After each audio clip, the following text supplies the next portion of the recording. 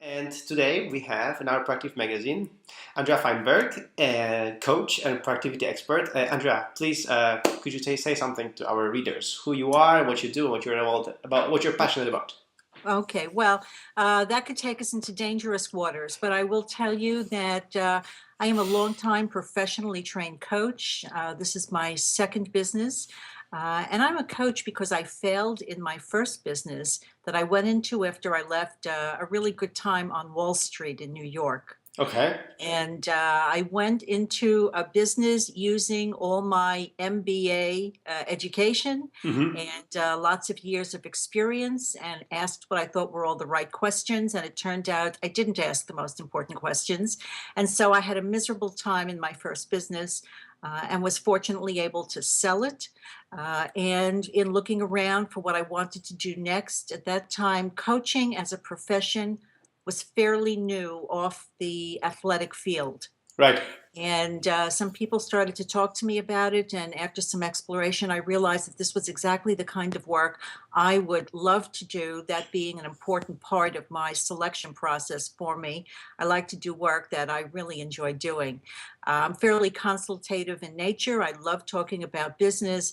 And I'm especially drawn to small business owners, partially because I've been one for 30 years, Right. and also because these are individuals who are building a business purely for the opportunity it represents for them personally, Hmm. and for the improved quality of life of their families. And we hope for their customers, affiliates, strategic partners, and employees as well. So that was my motivation. Hmm. It remains my motivation. I really enjoy the people with whom I work and speak with.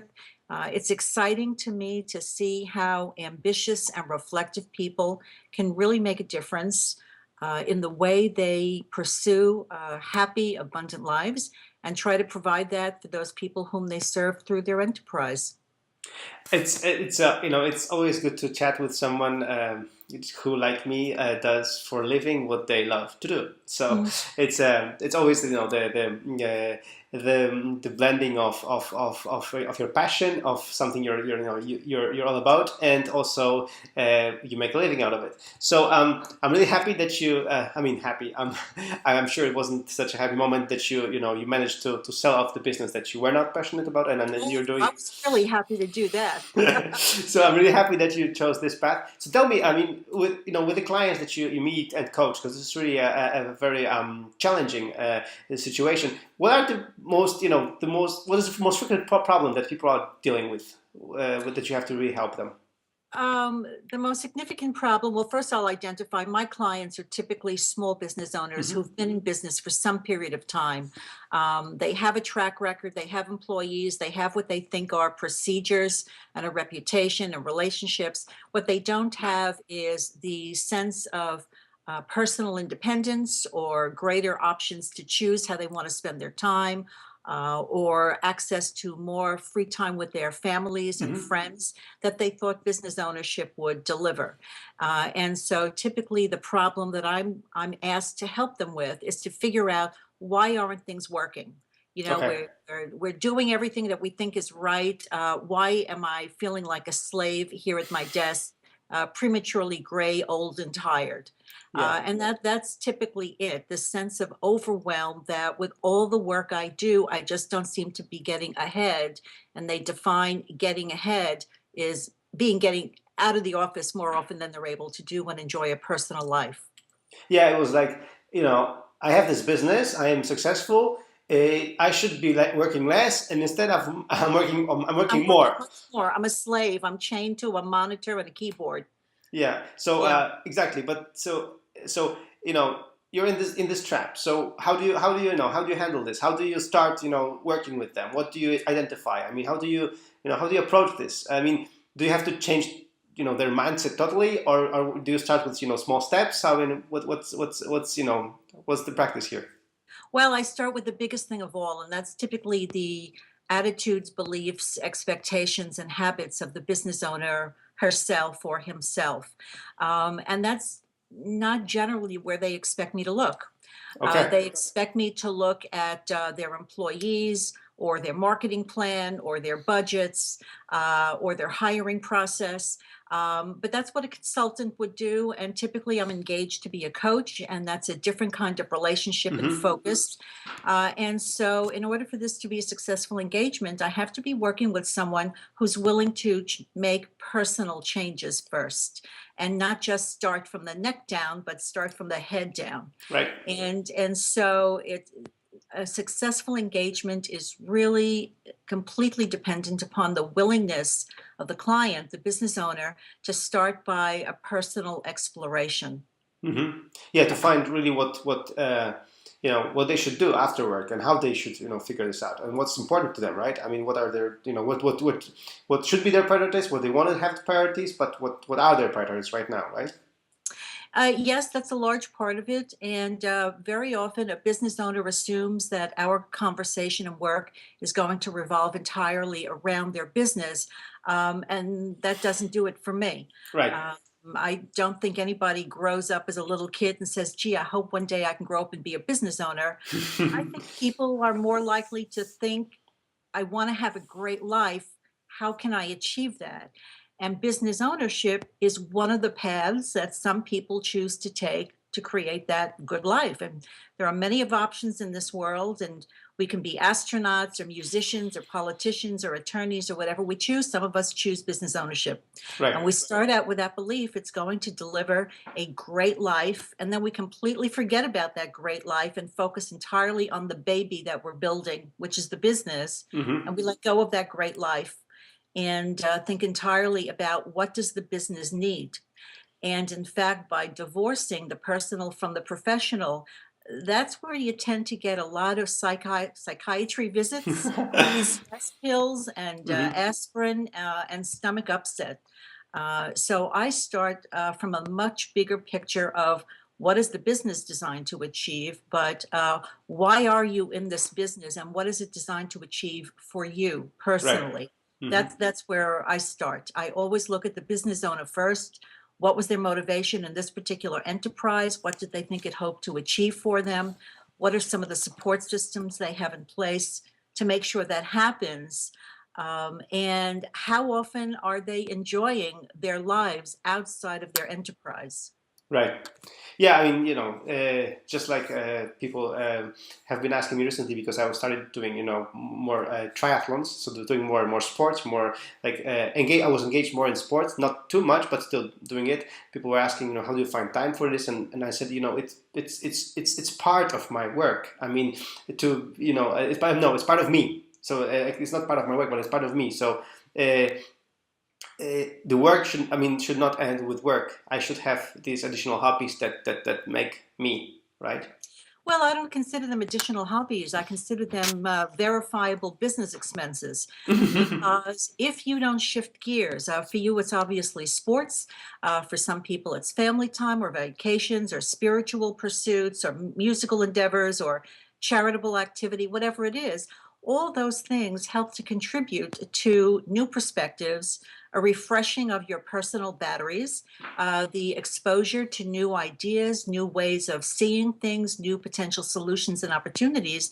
And you bring that all back to your business, and it really enhances the potential outcomes that your business is likely to enjoy. That's one of the reasons I always advocate working with people who don't think the same way that you do, Right. because that opens up your thinking to more solutions or paths or opportunities than your own mind would ever conceive. Yeah. And that's what gives you greater opportunities from which to make an informed choice. So I'm a big believer in vacations and laughter and good glasses of wine and getting away, because I bring all that back to my desk when I do sit down to work again. And I come back to my desk with a whole new way of my little mental synapses connecting and creating ideas that go into my business. Yeah, I mean, I remember you saying somewhere that selfish is good. So in this sense, you're kind of being, selfish for yourself because you want to have this time and these things, these experiences for yourself. Not, but then you bring it back to the business. So That's that's to certainly do? one Yeah, way to look at it, yes. yeah. So, but anyway, you said selfish was good. Why is selfish good? Selfish is absolutely good. Selfish is good for these reasons. If I have a very clear idea of what I expect my business to help contribute to my life and the lives of my family or those constituents to whom I do feel a responsibility, then I'm going to ensure that I only develop products of real quality that customers who will be treated well will want to buy and buy again because they are critical to my ability to build that good business that is going to contribute to my better life. If I keep this idea in the front of my brain all the time that I'm doing this for me, for the improvement of my life and the lives of those people I care about, then I will only develop policies that will treat my customers, my employees, my vendors, and strategic partners as equals, as friends, as people who I also want to benefit, because my success is in their hands. And so, as a result of my constant awareness that I am only after this to improve the quality of my lives and my life and the lives of those who are important to me, then obviously I'm going to do everything I can to deliver an experience of quality, of consistency, of documentation, and in all ways be fair and equitable to all those people whom my business depends upon, because my success completely depends upon their good experiences with me and the Hmm. reputation that they are creating through their experiences with me. And so that's why I think, always maintaining the sensibility that selfish is good is the way I'm going to always remember that I am building a world-class organization, because it's only by doing that that I am going to enjoy that good life I want, not necessarily because of the revenue it's going to deliver, but because it delivers that revenue, it has to deliver the kind of experience to, as I said, partners, employees, strategic partners, suppliers, and vendors who are going to do business with me, to bring their friends to do business with me, to recommend me, to help me improve.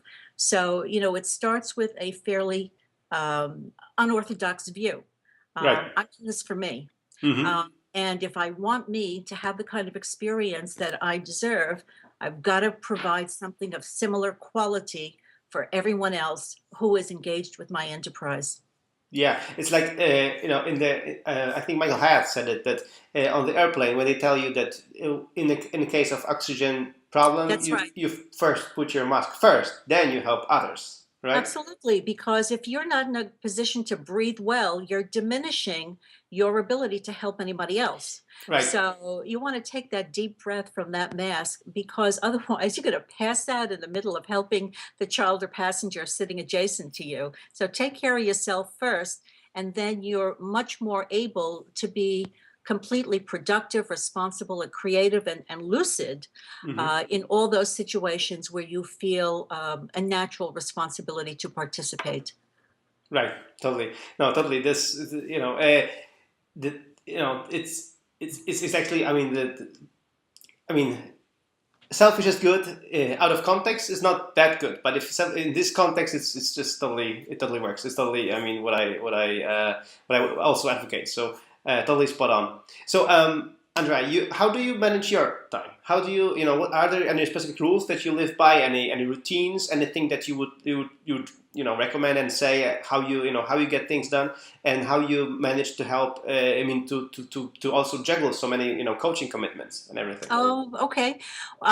Well, for one thing, I make it a habit of not being booked solid. Okay. There are some people who believe that unless you're booked solid, you're not truly successful, and an empty space on your calendar is a sign of impending doom.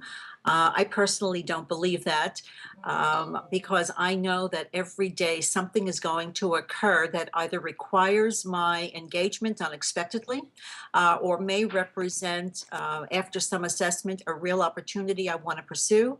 And if I don't have available time with which to pursue it, I'm simply going to compromise those other things that I've already identified as true priorities. So I make it a point of never to be more than 65% scheduled throughout the course of a day or a week. Mm-hmm. So I always have available time. Yeah, And the my beginning. ability to do that means that I allow myself to depend upon the talents of other people to whom I have delegated tasks. And that's something some business owners have a very hard time doing, is delegating tasks. Because they don't trust other people, or they feel it's their baby and nobody else will care, or because they don't know how to justify their existence. They're not engaged in 100% control of every process that is engaged in producing their product or generating the income every day. I don't believe that. I believe that there are plenty of professionals who can assist me in doing the work that has to get done, but doesn't have to get done by me.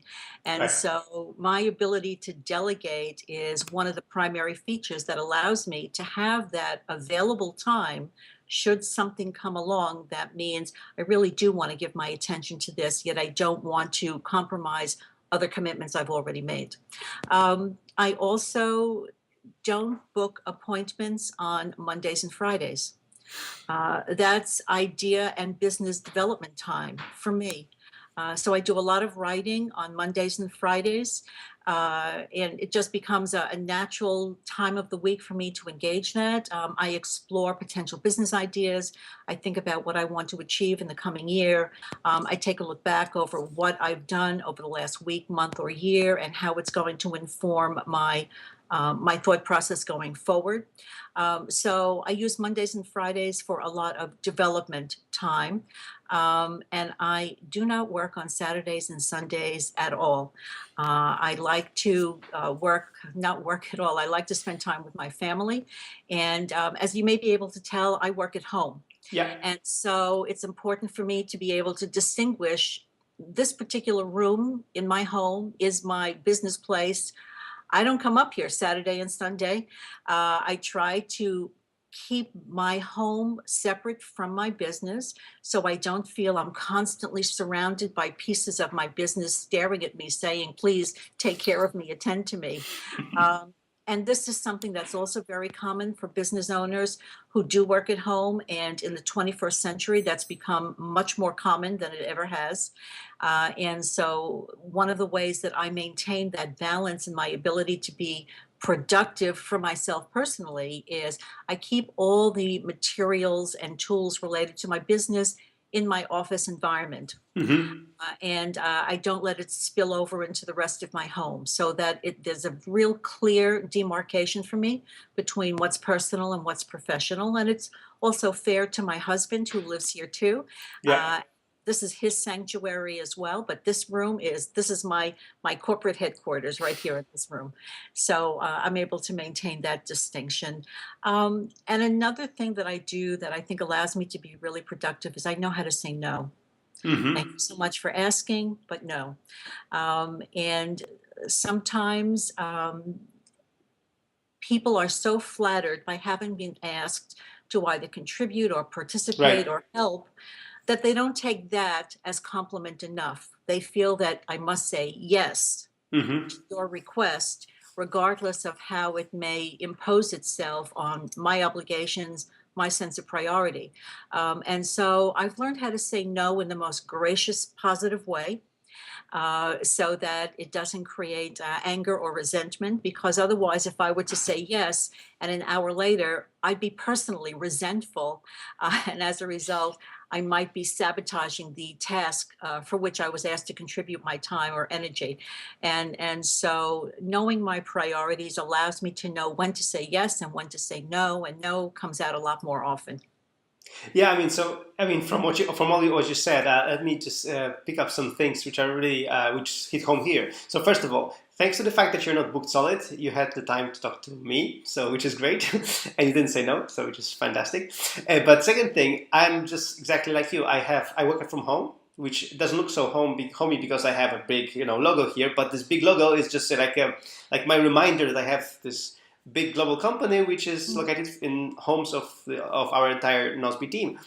So again, it's up there. It's on the last floor of our apartment. So um, again, on the weekends, I don't climb up. If I climb up, my wife is like, "Where are you going?"